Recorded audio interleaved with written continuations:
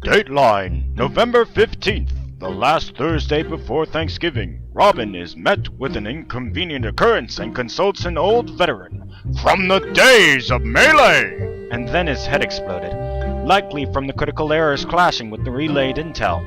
All this from stray hairs in the bathtub? And unclean faucets, Stragmeyer. Can't forget those. Jesus. Whoa, what was he doing before the kill shot? Factoring Brawlhalla's epic crossover skins into perfection.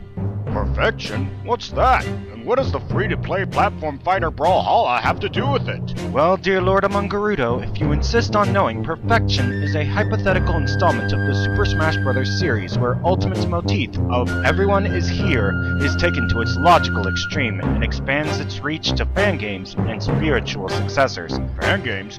You mean the underground titles like Smashland, Crusade, and the good old SSF duology? And Mod Packs, Ganondorf. Can't forget those dedicated fans.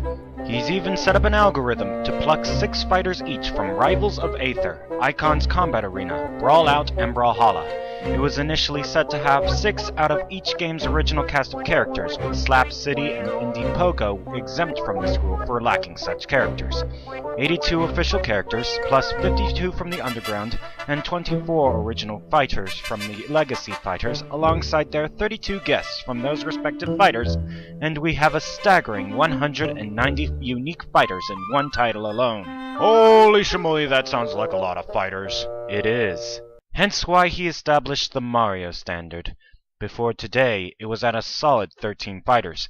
But now we need to incorporate conceptual fighters into the hypothetical game just to keep up with these epic crossover skins. Uh-oh. Indeed. I'm sure by now you've at least heard of the 2 crossover events of late that Brawlhalla had held to celebrate Shovel Knight and more recently Rayman. Yep. The latter introduced Rayman into the full roster, making it an even 42 fighters. And with the added mode Kung Foot to boot. But his event and Shovel Knights had spawned these epic crossover skins, 7 in all, which are overlaid onto pre-existing fighters, in which the algorithm's coding means that the fighters are to be dragged in as these guests' corresponding Echo Fighters. Can he just take the fighters on which these skins are based and leave their templates be? That's what I said! But the God's Forsaken contraption insisted on it, saying that the Brawlhalla characters can be used as echoes to piece together what they can and cannot do in any other fighter. That doesn't make sense! I argued that as well, but the response it spewed was, and I quote, "It don't have to make sense, I got a monster truck." Aborted argument, and how? It's as if any and every argument against its own echo chamber is blocked on the spot. Yikes. I shuddered to think on what the damage this thing could do. As do I. And this algorithm is uncompromising in its overreach. Of the 7 fighters taken in as Echo Fighters for the crossover skins, each wave has taken a single fighter from the intended lineup of original fighters. Something the algorithm was more than eager to correct. With 6 original characters and 7 forced echoes, what do you think this leaves Brawlhalla with? 13? Exactly. Hence why I added conceptual fighters into Perfection's algorithm, mainly to buff up the Mario standard and allow more fighters from each franchise, by that I mean Brawlhalla. Video concepts include Dry Bowser and Paper Mario, while Bowsette and Goombas have their own written and illustrated concepts. Good, that makes 4 free slots already, but will it be enough? Believe it or not, a 1 in 6 chance of a crossover skin landing a repeat character is too risky of odds. Take 1 or 2 more events like Rayman. But one of Shovel Knight's scale? Wait, can't you just make your own concept fighters?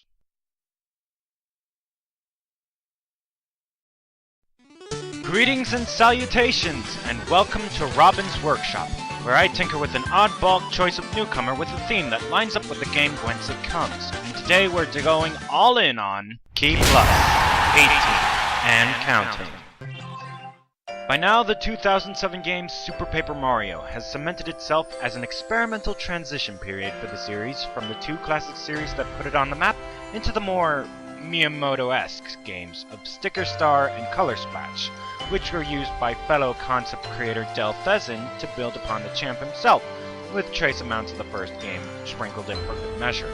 The sub-series' second senshi would more than likely be a display of the creative characterizations Intis poured all over the first 3 games, as well as the unsung game of the 5 chapters in this story. And for good reason too, as her role in the story as main Deuteragonist has tugged at many a player's heartstrings, as Count Bleck's story was told little by little as the chapters rolled by. Let's put her in Smash, shall we? In terms of how she would play, she would be lighter than the likes of Peach and Daisy. How much so depends on whether or not she is portrayed as a 2D paper character like Paper Mario, or a full-fledged 3-dimensional fighter like everyone else. She makes up for it by being swifter and able to jump a bit higher, and the wings on her back allow for multiple jumps like Meta Knight, Charizard, or more recently Ridley.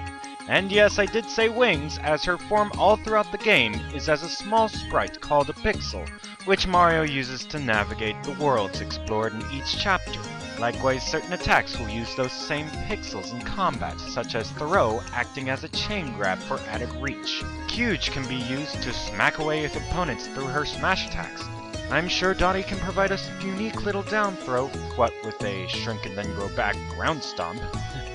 And Barry can surround her in spikes for her dash attacks. So far, we're building her up to be a more mix-up oriented fighter, much like her more iconic co-star, but whether or not she can be considered beginner-friendly depends on how long you've been keeping your eyes on the game's choice of newcomers. Since we're on the topic of pixels and their use in combat, the special moves are no different in their treatment of the stand-ins for your then-usual array of partners. Starting with the standard special, Carrie can become a platform to further enhance her speed in navigating the stage. Side special can have Timpani bowling along Boomer to set her foes up for a trap, if not bricking them outright with a bomb to the face. Dudley can stomp the yard for your down special. It's just Kirby's rock ability, but with an added shockwave effect like DK's down special. Whilst her up special does not use a pixel, this classy trick allows her to super jump like Luigi does in the game, whilst also charging it up while she's grounded. Slim can be a rather unique guard special ability if we're going for the 2D model, not so much if they go the other way with her design. Finally, we have her final smash, which summons her beloved Lumiere to cloak the stage in the night sky, which rains down shooting stars all over an onlooking opponent as her pixel brethren dance around her. Bottom line, this 18th fighter from the Mario franchise can make for a fitting second rep for the Paper Mario sub-series of stories, whilst also providing another mix-up character to keep players on their toes. But for every Bandana D, there is a Son Goku, so where does Timpani fall on this scale? Well, I can name more likely candidates for another rep to buff up that Mario standard, but as a symbol of change, for better and for worse, Timpani represents that moment in the Paper Mario sub-series of stories where we transitioned from the Goombellas and Lady Bows into the Kirstys and Big Paint Stars. I will admit, piecing together Fighter 18 from the Mario series was not an easy task, given that she was little more than a glorified Wiimote pointer, but by flexing our creative muscles, we've come up with a more pleasant tribute to an underrated gem from the Wii's library that couldn't be more deserving of some more love if it tried. So what do you think of Tippy?